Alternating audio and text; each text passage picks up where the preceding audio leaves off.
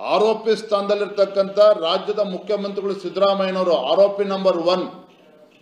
ನಿಜವಾಗ್ಲೂ ಕೂಡ ಅವರು ಪ್ರಾಮಾಣಿಕರೇ ಆಗಿದ್ದಿದ್ರೆ, ಅವರು ದಕ್ಷತೆಯಿಂದ ಆಡಳಿತ ನಡೆಸ್ತಾ ಇದ್ದೇವೆ ಅಂತೇಳಿ ನಿಜವಾಗ್ಲೂ ಕೂಡ ಪ್ರಾಮಾಣಿಕತೆ ಇದ್ದಿದ್ರೆ, ರಾಜ್ಯದ ಮುಖ್ಯಮಂತ್ರಿಗಳಾಗಿ ಆ ಮುಖ್ಯಮಂತ್ರಿ ಸ್ಥಾನದ ಘನತೆ ಗೌರವವನ್ನ ಉಳಿಸಬೇಕು ಅನ್ನುವ ಕಾಳಜಿ ಕಿಂಚಿತ್ತಾರು ಅವರು ಸಿದ್ದರಾಮಯ್ಯನವ್ರಿಗೆ ಇದ್ದಿದ್ರೆ ಇಷ್ಟೊತ್ತಿಗಾಗಲೇ ಮುಖ್ಯಮಂತ್ರಿ ಸ್ಥಾನಕ್ಕೆ ರಾಜೀನಾಮೆ ಕೊಡಬೇಕಾಗಿತ್ತು.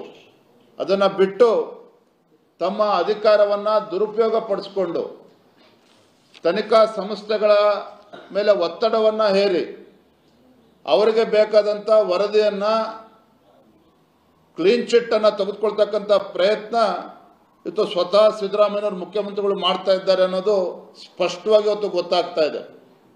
ಅತಿ ಶೀಘ್ರದಲ್ಲಿ ಅವರಿಗೆ ಕ್ಲೀನ್ ಚಿಟ್ ಕೂಡ ಕೊಡ್ತಾರೆ, ನಿಮ್ಗೆ ಗೊತ್ತಿರಲಿ, ಯಾವುದೇ ನಿಮ್ಗೆ ಅನುಮಾನ ಬೇಡ. ಮತ್ತೊಂದು, ಇವತ್ತು ಮುಖ್ಯಮಂತ್ರಿಗಳು ಅವರ ಅಸಹಾಯಕತೆ ನಮಗೆ ನೋಡಿದ್ರೆ ಅರ್ಥ ಆಗ್ತದೆ. ಭರವಸೆಗಳನ್ನು ಈಡೇರಿಸೋದಕ್ಕೆ ಸಾಧ್ಯ ಆಗ್ತಾ ಇಲ್ಲ, ಕೊಟ್ಟಂತ ಭರವಸೆಗಳು ಈಡೇರಿಸೋದಕ್ಕೆ ಸಾಧ್ಯ ಆಗ್ತಾ ಇಲ್ಲ. ಕಾರಣ ಹಣವನ್ನು ಕ್ರೋಢೀಕರಿಸೋದಕ್ಕೆ ಸಾಧ್ಯ ಆಗ್ತಾ ಇಲ್ಲ. ಯಾವ ಯೋಜನೆಗಳು ಕೂಡ ಸರಿಯಾದ ರೀತಿಯಲ್ಲಿ ಬಡವರಿಗೆ ತಲುಪ್ತಾ ಇಲ್ಲ. ಇವತ್ತು ಭಾಗ್ಯಲಕ್ಷ್ಮಿ ಯೋಜನೆಯನ್ನ ಕತ್ತರಿ ಹಾಕಿದ್ರು, ಅದನ್ನು ನಿಲ್ಲಿಸ್ತಕ್ಕಂಥ ಕೆಲಸ ಮಾಡ್ತಾ ಇದ್ದಾರೆ. ಹಾಲಿನ ಪ್ರೋತ್ಸಾಹ ಧನವನ್ನ ಅಲ್ಲಿಗೆ ನಿಲ್ಲಿಸಿದ್ದಾರೆ. ಇವತ್ತು 1000 ಕೋಟಿಗೂ ಹೆಚ್ಚು ಇವತ್ತು ಬಡವರಿಗೆ ರೈತರಿಗೆ ಸಂದಾಯ ಆಗಬೇಕಾಗಿದೆ, ಅದನ್ನು ಕೂಡ ನಿಲ್ಲಿಸಿದ್ದಾರೆ.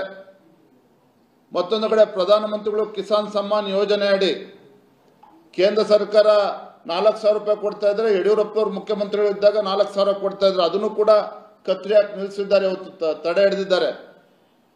ಅಂದ್ರೆ ಈ ಸಿದ್ದರಾಮಯ್ಯ ನೇತೃತ್ವದ ಕಾಂಗ್ರೆಸ್ ಸರ್ಕಾರ ಬಡವರ ಬಗ್ಗೆ ಕಾಳಜಿ ಇಲ್ಲದೆ ಇರತಕ್ಕಂಥ, ಬಡವರ ಹೊಟ್ಟೆ ಮೇಲೆ ಹೊಡಿತಕ್ಕಂಥ ಕೆಲಸ ಇವತ್ತು ಸಿದ್ದರಾಮಯ್ಯನವರು ಮಾಡ್ತಾ ಇದ್ದಾರೆ. ತಮ್ಮ ಹುಳುಕನ್ನ ಮುಚ್ಚಿ ಹಾಕಿಕೊಳ್ತಕ್ಕಂಥ ಸಲುವಾಗಿ ಕೇಂದ್ರ ಸರ್ಕಾರವನ್ನು ದೂರ್ತಕ್ಕಂಥದ್ದು, ಎಲ್ಲ ವಿಚಾರದಲ್ಲೂ ಕೂಡ ಕೇಂದ್ರ ಸರ್ಕಾರವನ್ನು ದೂರ್ತಕ್ಕಂಥದ್ದು. ಇವತ್ತು ನಬಾರ್ಡ್ ವಿಚಾರದಲ್ಲಿ